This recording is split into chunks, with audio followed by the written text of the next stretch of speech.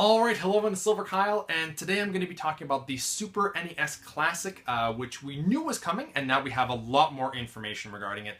We know the price point, we know when it's going to be coming out, we know how many games and which games those are. Now, just currently looking at it, I'm already kind of like, I was hoping for more. I'm still excited for this. I don't know if I'm going to be able to get one, and I'll talk about that in just a second. But yeah, kind of disappointed with the amount of games. I was really hoping for more because I just feel that the Super Nintendo, you could have had so many games. And I feel that you could have had definitely more games than you had on the NES Classic. Just because there's so many good games on the Super Nintendo that I missed personally, and I really wanted to pick them up through this edition, basically. But anyway, we know it's coming out now on September 29th. And the price point is $79.99 USD, 80 bucks American. So it'll probably be like 100 bucks or a little bit over in Canada here. And it's releasing with 21 games. Now, the NES Classic had 30 games, and I was hoping for like at least 25, if not 30. I was hoping for at least that, and then I was kind of hoping for more than 30 games, because I really feel that you could have just stacked this up with so many games. I mean, if you like RPGs, the Super Nintendo is exactly where that is at. It is jam-packed with RPGs. It's crazy how many great RPGs came with that system, and there's so many of them that I want to try myself, and I thought that this would be the perfect way to do it, using an actual Super Nintendo controller and playing these games on the Classic Edition. It would have been awesome. And the other thing too is that I don't really understand in terms of size, like the NES games are a lot smaller, not in terms of storage, like, well, they are technically smaller in storage as well, but you could load a ton of Super Nintendo games built into the system, no problem, I'm sure, because they're relatively small. But in terms of like an NES game, it'll take you a lot shorter to beat than a Super Nintendo game, for the most part. Especially with the RPGs that they have on the Super Nintendo, you're going to be able to jam-pack a lot more time with just 21 games on the SNES Classic versus the 30 games on the NES Classic. So maybe that's what they're thinking, like as long as you have a certain amount of hours that you could play in all these games, that's kind of what they're going for. I don't know. Let's go with the list. There is one really awesome addition or inclusion in this edition that I think almost warrants the system, but I think that now that they have this game out there, I think that it will eventually be available for Virtual Console. So starting off the list with Contra 3: The Alien Wars, Donkey Kong Country 2, Donkey Kong Country. They don't even include Donkey Kong Country 2 or 3. That, I think, why would you do that? Why would you not include the two sequels, especially Donkey Kong Country 2? Earthbound, that's awesome. Final Fantasy 3, very awesome, but where's Final Fantasy 2? I know technically Final Fantasy 4 and 6, so we're getting 6, but not 4. And I'm like, well, why would you not do that? That you have 2 Final Fantasy games that you could put on the SNES Classic, and you only put one of them there. Why would you not include the other one? It's frustrating. F-Zero, awesome. Kirby Superstar, Kirby's Dream Course, The Legend of Zelda: A Link to the Past, awesome. Mega Man X, really happy that that's there. I kind of think that you could have also had a Mega Man X7, or not X7, X2 and X3 included there as well, and possibly Mega Man 7, I think, is the one that came out on Super Nintendo. You could have had that as well. It's not there. Secret of Mana, awesome, they had that. What's the other one? There's another game that's very similar to that, and it has even a really awesome cover. I'm forgetting the name. It's not there. That's too bad. Now they have Star Fox and Star Fox 2.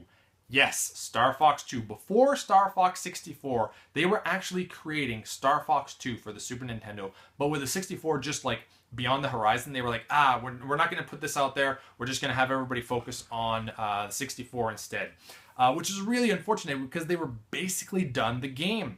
And now, after all these years, they're deciding to actually put it out, which is awesome. I am so excited that they're doing this. And I do think that they'll probably have this on the SNES Classic for a while until they stop production. And then later on, like maybe next year in 2018 in the fall or something, I think they'll finally have Star Fox 2 out on Virtual Console, which when are we supposed to be getting Virtual Console for the Switch, by the way? I'm really curious. They might be holding off and hoping that the sales are going to go crazy for SNES Classic anyway, so I don't know why they're holding off on that front. Anyway, we're getting Street Fighter 2 Turbo Hyper Fighting, Super Castlevania 4, awesome. Super Ghouls and Ghosts, Super Mario Kart, Super Mario RPG, Legend of the Seven Stars, freaking awesome that game's on there. I kind of expected it, but I'm just really glad that it's official. Super Mario World, obviously an excellent game, one of the best games out there in terms of platformers. Super Metroid, which I've never played, and I really want to get into the Metroid games. I've never played any Metroid game, and I do want to start with Metroid 1, then possibly get the new remake on 3DS, and then try out Super Metroid, because Metroid Prime 4 is coming out probably next year, and then Super Punch-Out and Yoshi's Island. So honestly, not a bad list of games. Like, all of these are pretty much excellent games. But I just feel that, like, you know, there's no Chrono Trigger, there's no Final Fantasy 2, Donkey Kong Country 2 and 3, more Mega Man X games, the other Secret of Mana game, which I'm just blanking at the moment. Did I say Chrono Trigger? I did. Pilot Wings, I think, would have been excellent on here. I don't know why they wouldn't have included that. Obviously, then there's obviously other games that, you know, probably licensing would have been a little bit too hard, and like the Super Star Wars games, I think those would have been fantastic on here. What else was there? This Teenage Mutant Ninja Turtles, Turtles in Time, I think that would have been awesome. There's a lot of things that I think that you could have just added on here.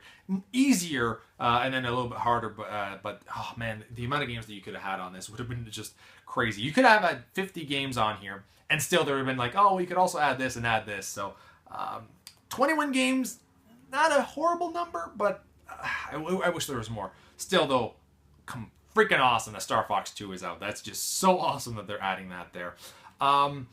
Now, the other thing, too, is that they have said that they are going to be making more SNES Classics than they did the NES Classic. As the NES Classic, they did stop producing it after a certain amount of time. Not nearly enough people got that system. There were still so many people that wanted it, myself included.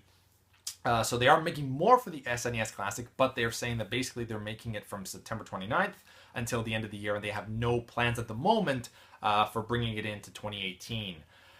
That kind of sucks, because I think that a lot of people would much more hop onto the SNES Classic than the NES Classic, just because of the quality of games on the SNES. Not to say that the NES games aren't good, but SNES is just, wow. That was like amazing gaming back then. And the other thing is that I lost my train of thought. What else did I want to say?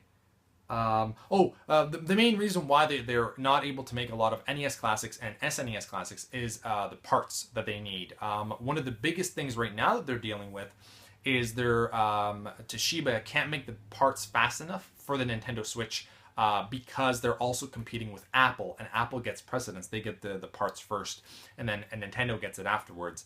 I think it's chips that they're working on that they need for the Switch, and also Apple products. And I'm like, Apple, just get out of my way. Don't. I've had Apple products before, but my goodness, like, you don't do anything crazy. We need the Switch, in my opinion, a lot more than anything Apple is producing at the moment. That's just my preference. But yeah, that's the main reason why we're still having a shortage on Switches.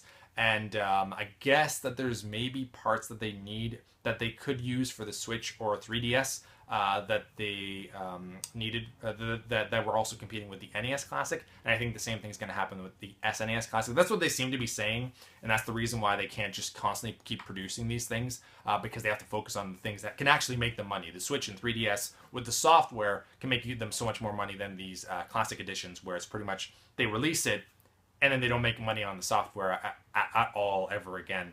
So I understand that to an extent, but it's just, I wish that they could continue it just for a little bit longer until like sales did start dropping a little bit, because I think that a lot more people would be very satisfied and happy that they have the console, and everybody would kind of be pleased with that.